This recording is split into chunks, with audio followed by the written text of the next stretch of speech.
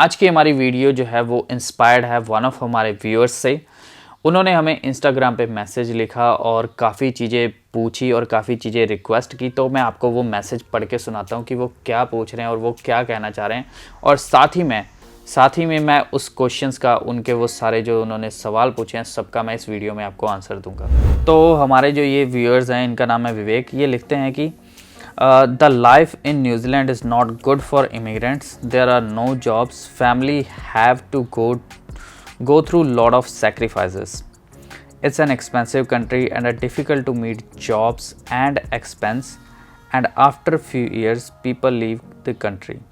If you can make a video of a reality of family who have migrated there with children, it will be helpful.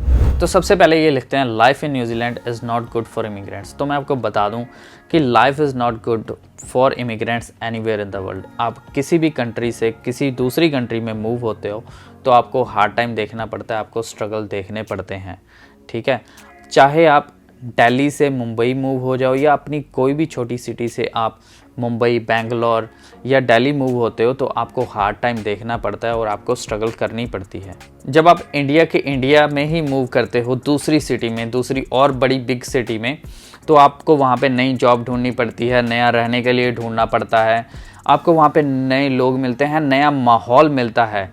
तो यहाँ पे तो आप एक पूरी कंट्री ही change कर रहे हो, आप दूसरी कंट्री में ही मूव हो रहे हो। तो यहाँ पे जब आप दूसरी कंट्री में मूव होते हो, वहाँ पे आपको नया माहौल मिलता है, नए लोग मिलते हैं, नई लैंग्वेज होती है, नई सराउंडिंग्स होती हैं। तो यहाँ पे तो आपका सब कुछ चेंज हो जाता है।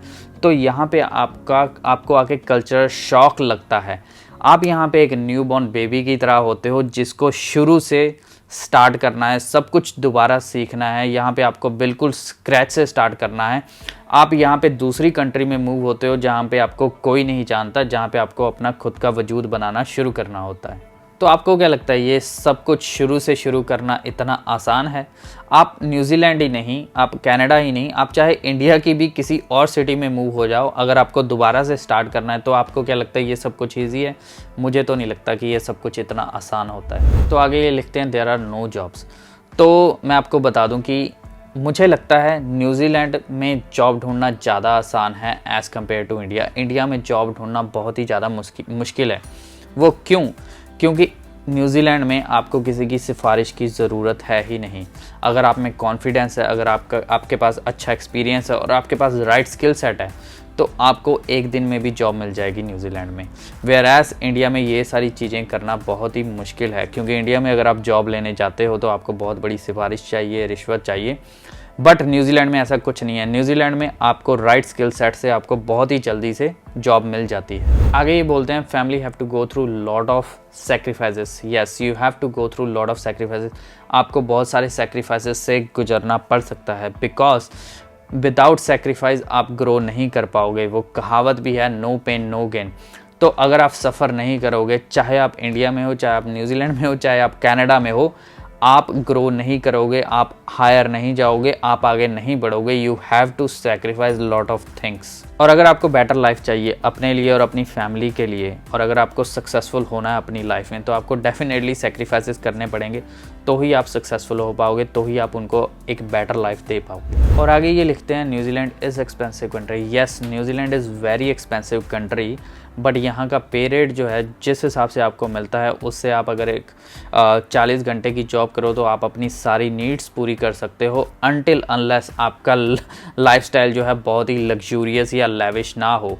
अगर आपने अपने खर्चे बढ़ा रखे हैं, अगर आपने बहुत सारे एक्सपेंसेस ऐड कर रखे हैं, लग्जूरियस चीज़ें ऐड कर रखी हैं अपनी लाइफ में, तो yes, it is an expensive country. और एज अ कपल आप दोनों हस्बैंड वाइफ काम करें और आप बेसिक पे भी अर्न करें, तो आपकी लाइफ बहुत ही अच्छी और बहुत ही सुकून से गुजर सकती है। और ये आगे लिखते हैं people leave country after few years.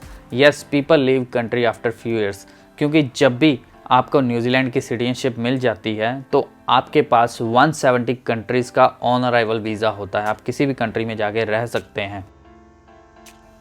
और कई बार तो क्या होता है, लोगों के जो फ्रेंड्स होते हैं, रिलेटिव्स होते हैं, जैसे कईयों के कनाडा में होते हैं, कईयों के ऑस्ट्रेलिया में होते हैं, तो वो कनाडा या ऑस्ट्रेलिया मूव कर जाते हैं।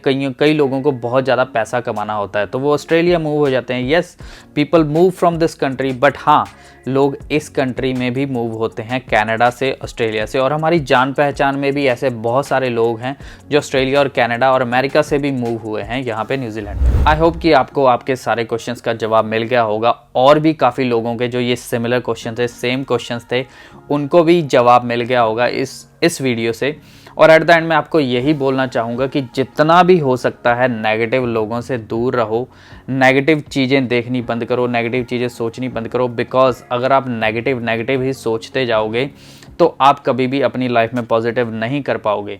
मेरा भी एक फ्रेंड है इंडिया में जो नेगेटिव सोचता था बहुत, और वो सोचता था कि मैं ऑस्ट्रेलिया जाऊं, कनाडा जाऊं, न्यूजीलैंड जाऊं, और उसको हर कंट्री में कोई ना कोई कमी दिखती थी। और आज 10 साल हो गए और वो स्टिल इंडिया में ही है।